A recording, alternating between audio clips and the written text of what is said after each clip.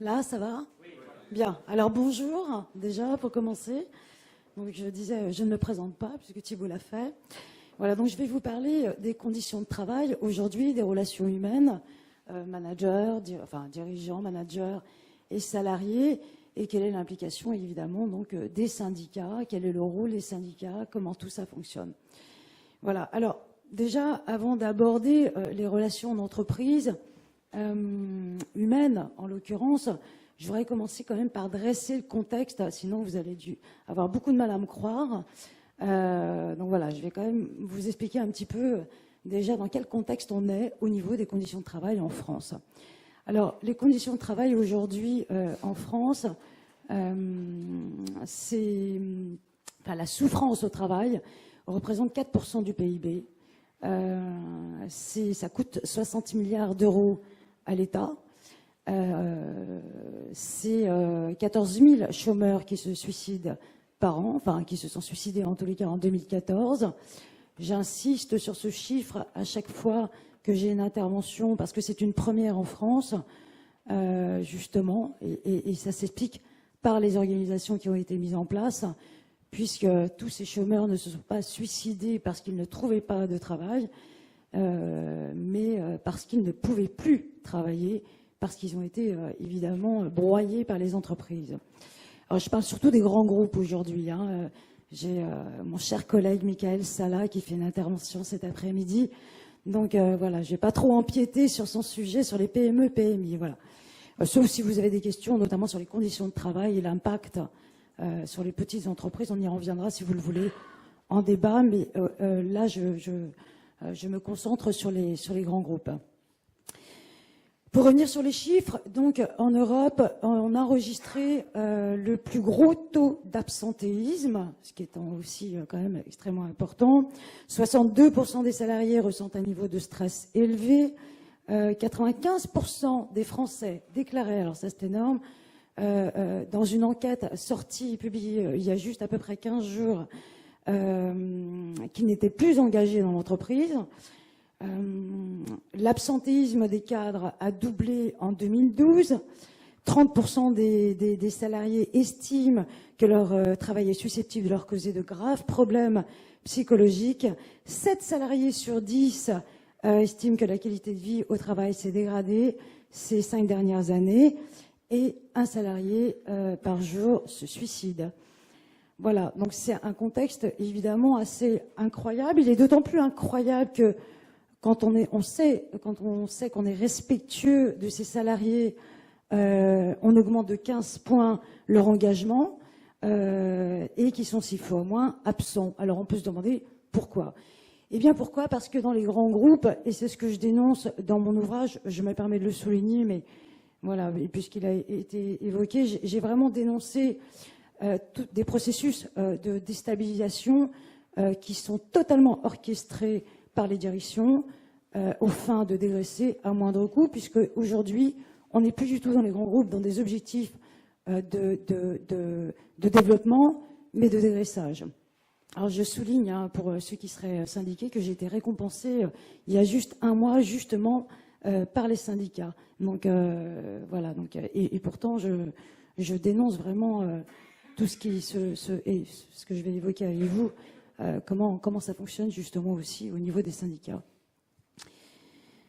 Donc voilà, on est vraiment dans des processus de déstabilisation qui ont vraiment pour objectif de pousser les gens à bout pour dégraisser à moindre coût, le but étant de faire du profit immédiat.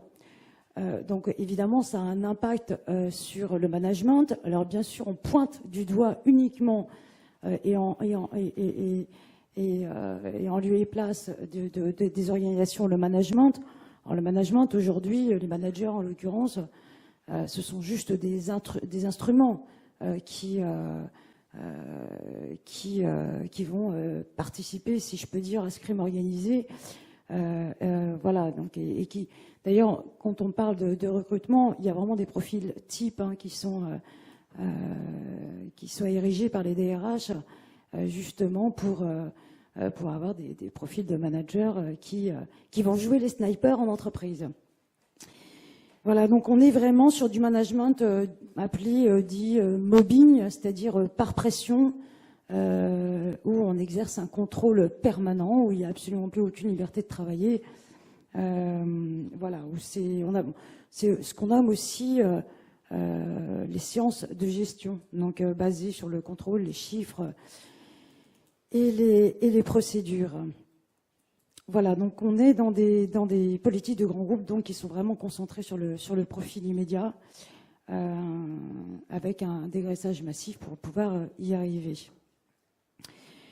Alors, on peut se demander quel est le rôle donc, des syndicats sur la violence au travail. Je voudrais faire quand même un rappel sur l'historique déjà, comment les syndicats se sont intéressés aux conditions de travail. Alors, en 2004, un accord des partenaires européens a été signé visant justement à s'intéresser à ces problématiques des conditions de travail. Cet accord a été transposé en droit français en 2008, visant justement notamment la prévention, ce qui était a priori une bonne chose. Un nouvel accord a été signé donc en 2010, apportant des améliorations qui pouvaient être intéressantes, notamment sur la suppression de cette notion positive du stress. Elle intervenait sur 3 points. Donc la notion positive du stress qui était donc pour le coup supprimée dans cet accord.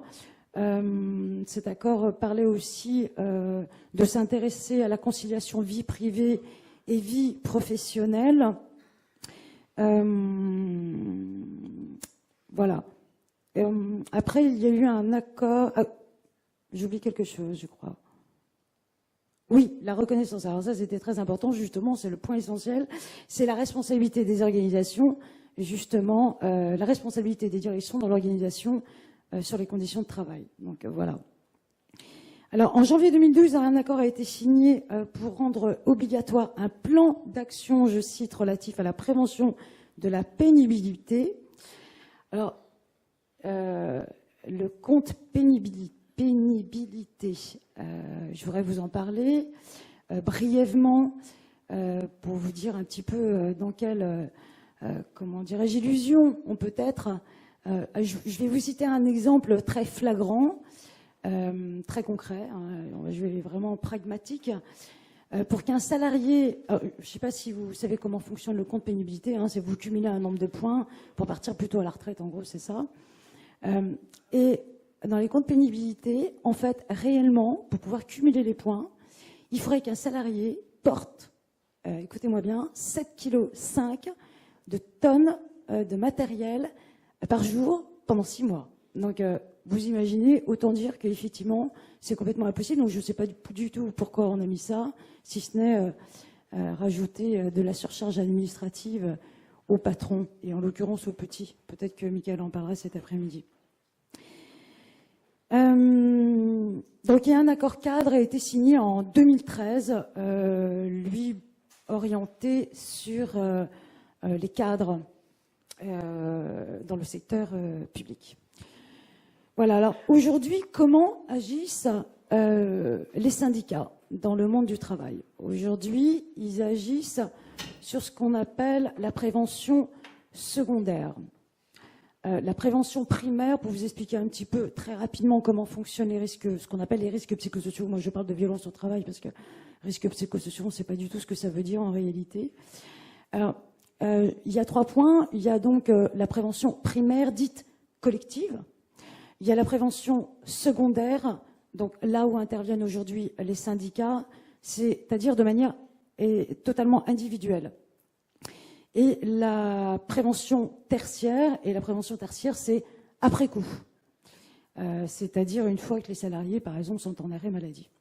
Alors, ils interviennent aujourd'hui donc sur la prévention secondaire, c'est-à-dire individuellement, donc quelles sont les actions qu'ils vont mettre en place? La tendance est plutôt à distribuer des tickets psy. On peut comprendre aussi pourquoi on est le pays en Europe qui prenons le plus d'antidépresseurs. Peut-être que ça s'explique aussi en partie par ça. En tous les cas, ça peut y contribuer. Et puis des numéros verts.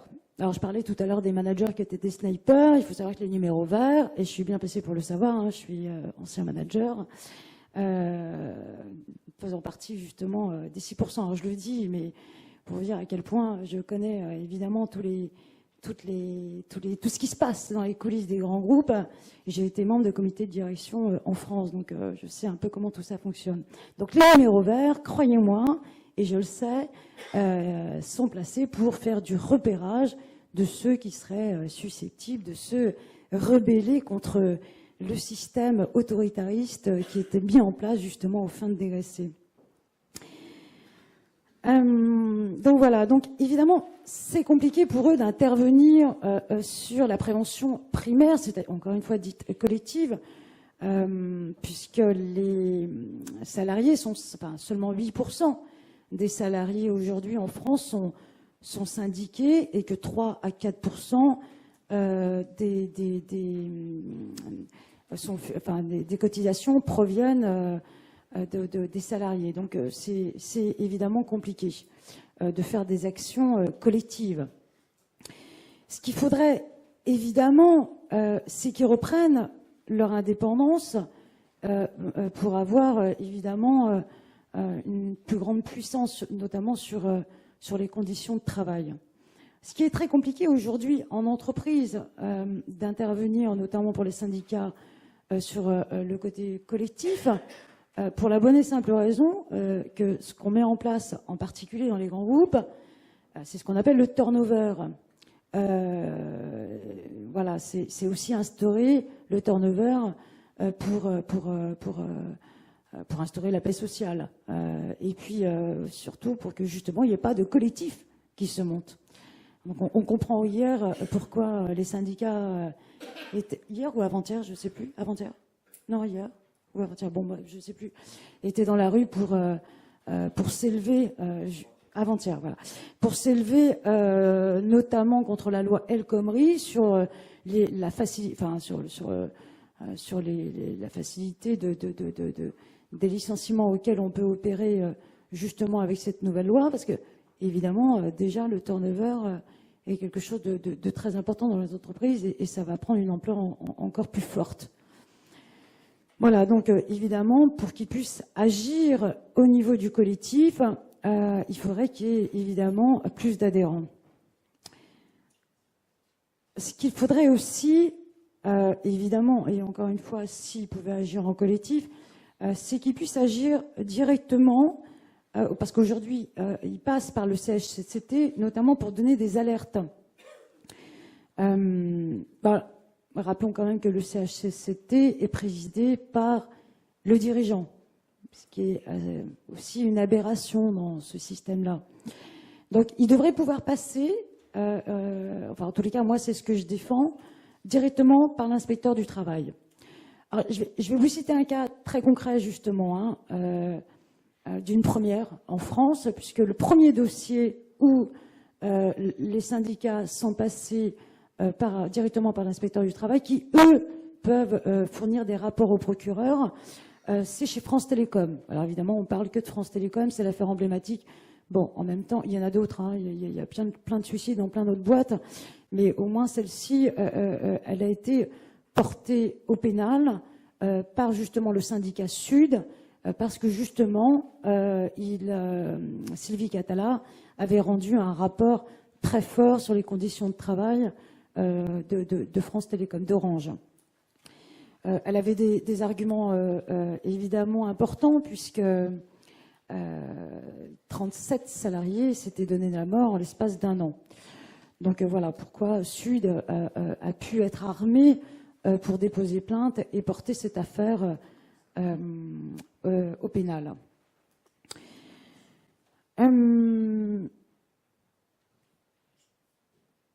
Voilà, donc ça remettait, c'était une première en France qui permettait justement dans le cadre de cette affaire de remettre en question l'organisation du travail et surtout l'implication des directions.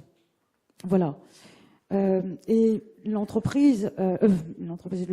syndicat Sud voulait obtenir la reconnaissance de quelque chose que je défends aujourd'hui dans ces entreprises, parce qu'on a vraiment une tendance à individualiser le problème.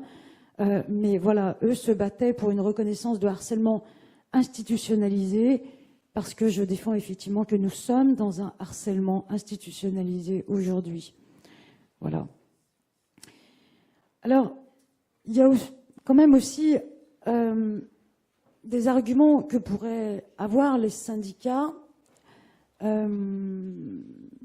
puisque j'en rencontre beaucoup, moi, pour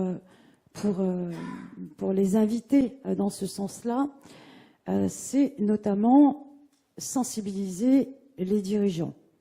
Alors c'est compliqué parce que c'est des hommes invisibles, hein, c'est des actionnaires, donc...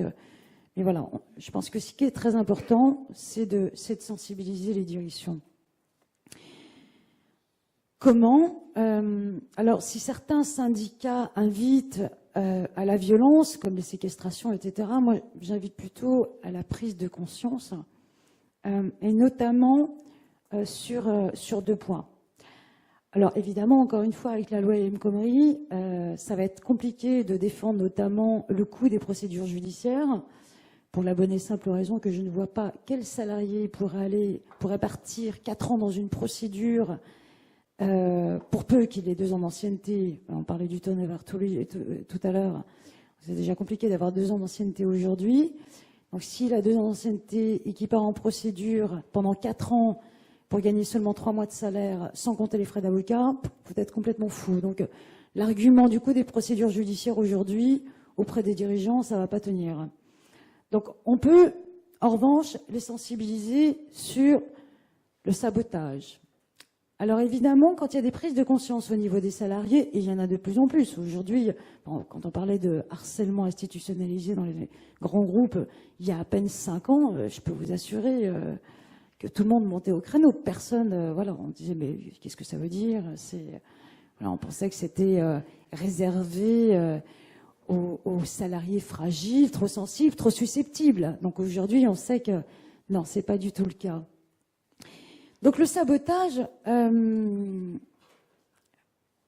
donc sur le sabotage, il y a une affaire qui est sortie justement il y a 3 semaines, qui a été révélée dans la presse. Alors c'est l'entreprise, je peux la citer hein, puisqu'elle a été révélée, Isobat Expert.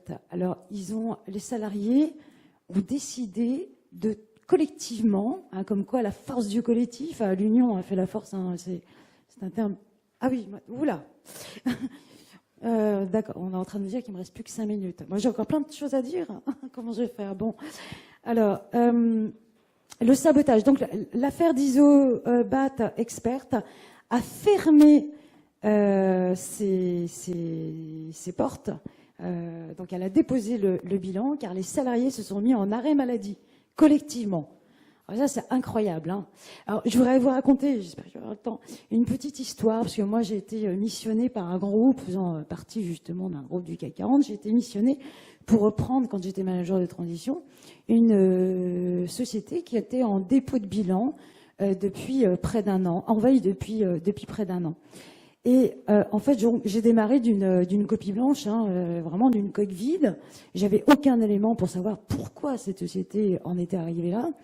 Donc, j'ai recontacté les anciens salariés pour essayer de reconstruire un petit peu l'historique et de savoir un petit peu ce qui s'était passé.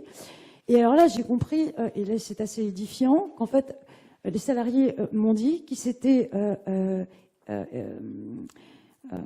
collectivement rassemblés pour faire en sorte que la société dépose le bilan, voilà, pour une forme de licenciement collectif, voilà, sans avoir à passer par notamment l'inaptitude et tous les processus qu'on connaît qui sont derrière. Alors là, c'est vraiment... J'ai encore 2 minutes, hein 2, d'accord. Et alors, comment sensibiliser les dirigeants aussi? Eh bien, et ça c'est vraiment très important, par la dignité, par l'effet miroir qu'on peut renvoyer.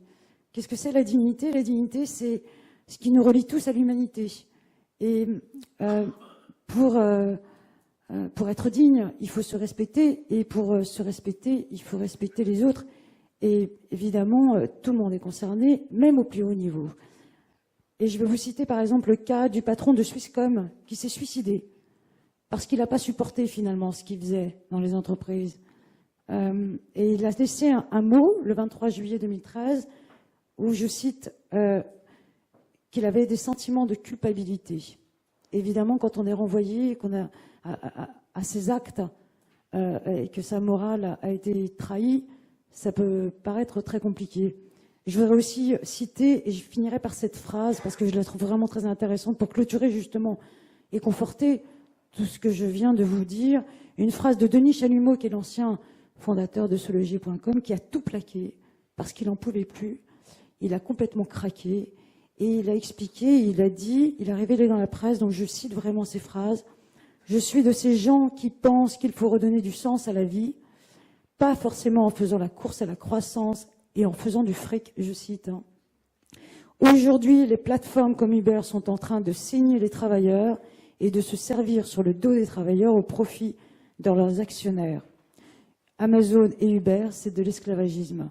Donc voilà, il y a des patrons qui s'éveillent, qui se réveillent. Donc c'est très encourageant. Voilà, merci. Merci, bravo, merci Céline.